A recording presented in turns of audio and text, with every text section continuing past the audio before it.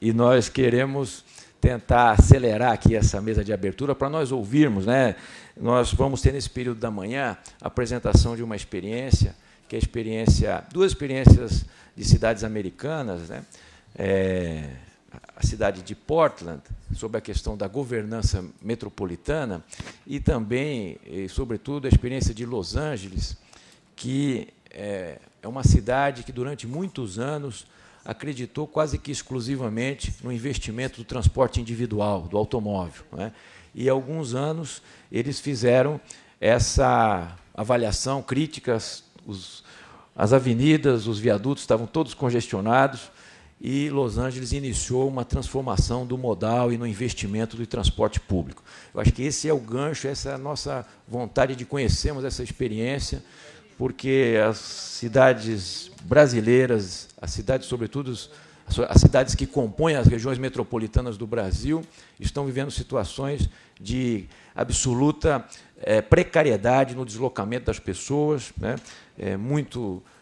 Nós temos ainda que investir em soluções que não são só de mobilidade de transporte, nós também temos que desenvolver várias regiões desses locais, dessas cidades, regiões metropolitanas, para que ofereçam qualidade de vida, emprego, serviços, para que as pessoas precisam de menos deslocamentos no seu dia a dia, e é com esse objetivo que nós estamos aqui fazendo esse seminário. As experiências internacionais, só para a gente para reforçar isso, né, não é para nós sairmos da nossa realidade.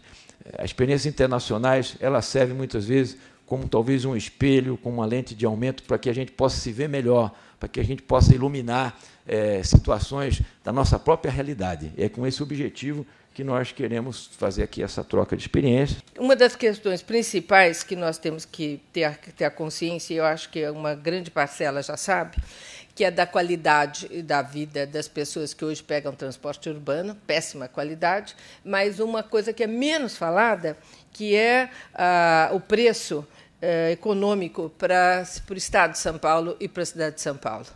Nós éramos e fomos, durante tantos anos, a locomotiva, nós continuamos a ser, porque São Paulo é São Paulo, né? Mas nós temos perdido espaço. Nós não temos crescido como Norte e Nordeste, e agora nós não estamos crescendo como Rio de Janeiro, nem como Espírito Santo e Minas Gerais. Então, realmente, é que nós somos realmente uma pujança como Estado. Mas o que nós poderíamos estar hoje produzindo, e eu acho que uma das questões centrais da falta de investimento que nós estamos tendo, ou perdendo investimento, tem a ver com o custo paulista, né, de transporte.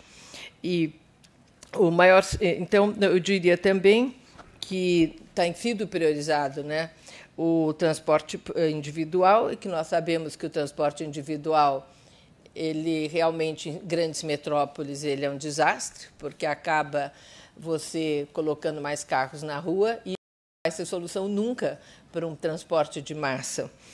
E é muito triste que nós temos hoje em São Paulo as pessoas gastando pelo menos 2 horas no seu transporte para trabalhar. Isso significa 17 dias do ano perdidos. As cidades foram organizadas em cima de lógicas de onde eu moro, onde eu vou trabalhar, eu preciso morar perto de onde eu trabalho, ou pelo menos morar perto do meu meio de transporte. E essa lógica existiu no mundo, nos Estados Unidos até a década de 20, depois eles quebraram o modelo para o modelo automóvel, e no resto do mundo, a partir da década de 50, isso foi desmontado. Para ter uma ideia, em 1950, São Paulo tinha 2,5 milhões de habitantes e 95% das viagens motorizadas eram feitas por transporte público ruim. Sempre foi ruim. Era bonde, nós tínhamos 300 quilômetros de bondes, mais ou menos 100 quilômetros de ferrovias e um monte de ônibus. E tínhamos a exorbitância de quase 50 mil automóveis na cidade. Mudou um pouco depois. Mais ou menos 40, 50, sei lá quantas vezes mais se queira. Mas houve uma lógica de estruturação, um pouco por falta da pressão do automóvel, mas principalmente porque tinha uma lógica. E os tempos médios de viagem na cidade de São Paulo é por volta de 10 minutos. O cidadão saía de casa, em 10 minutos ou 15, chegava no local de trabalho. Com uma população de uma cidade não pequena, 2,5 milhões de habitantes. E daí para frente, nós desmontamos tudo e resolvemos explodir a cidade de qualquer jeito. E qualquer coisa feita de qualquer jeito custa muito caro. Custa tão caro hoje que o tempo médio não é mais 10, é 70.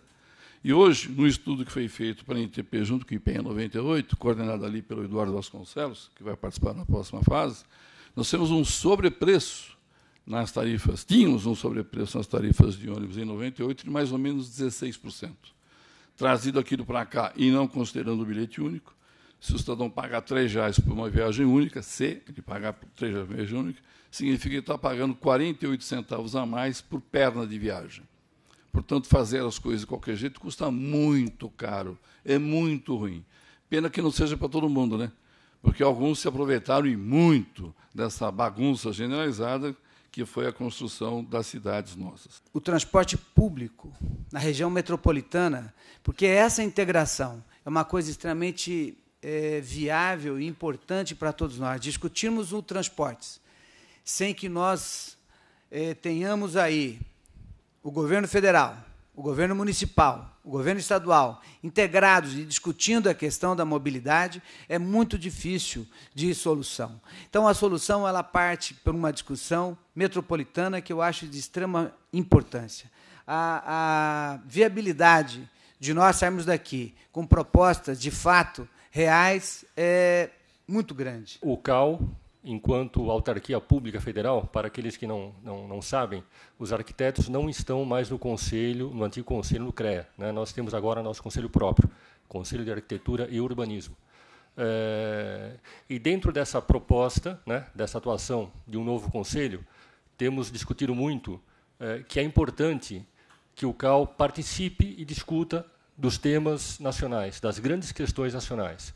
Quando fizemos contato com o observatório e com, enfim, as entidades que estão organizando esse evento, colocamos que havia interesse do CAL estar participando e apoiando esse evento como outros semelhantes que se façam acontecer. Então, é mais nesse sentido, dizer que o CAL quer participar, os arquitetos entendem que discutir, como foi colocado aqui, plano diretor, é fundamental, né, a participação dos profissionais, sem querer substituir qualquer das nossas entidades profissionais, mas o Conselho entende que é fundamental essa discussão. A discussão do planejamento urbano, do planejamento territorial é essencial e o Conselho se coloca à disposição para ser ator e partícipe desse processo. Nós podemos aprender aqui em São Paulo, assim como aprendemos em outras cidades de outras partes do mundo. A Associação de Planejamento dos Estados Unidos tem centenas de anos e ela vem dos mesmos tipos de debates metropolitanos dos quais estamos falando aqui, uma vez que os Estados Unidos passaram de um país rural a um país urbano, algo que o Brasil fez em pouquíssimo tempo. Por isso, a Associação de Planejamento é parte dessa discussão de transição de cenários nos Estados Unidos. O que nós precisamos fazer, e o que foi feito por todos no painel, é trabalhar juntos. Tivemos muita sorte no sábado de participar de uma discussão pública local na Zona Leste, em que nós discutimos o problema do transporte com um público local. E isso é muito importante também para a Associação Norte-Americana de Planejamento. Celebrar a ideia da participação do público nas discussões, porque muitas vezes o que nós vemos é que os especialistas têm soluções, mas o público precisa ser envolvido no processo, porque eles também têm ideias e eles podem ser parte da solução. Então, o que eu gostaria de fazer é incentivar todos vocês a participar desse processo. A Associação de Planejamento dos Estados Unidos, a Associação de outras ações dos Estados Unidos, porque nós percebemos que não podemos chegar a uma solução sem trabalharmos em conjunto. Estou muito feliz por estar aqui e por ter uma equipe tão boa com a qual trabalhar, tanto em São Paulo, no Brasil, quanto nos Estados Unidos. Muito obrigado pelo convite.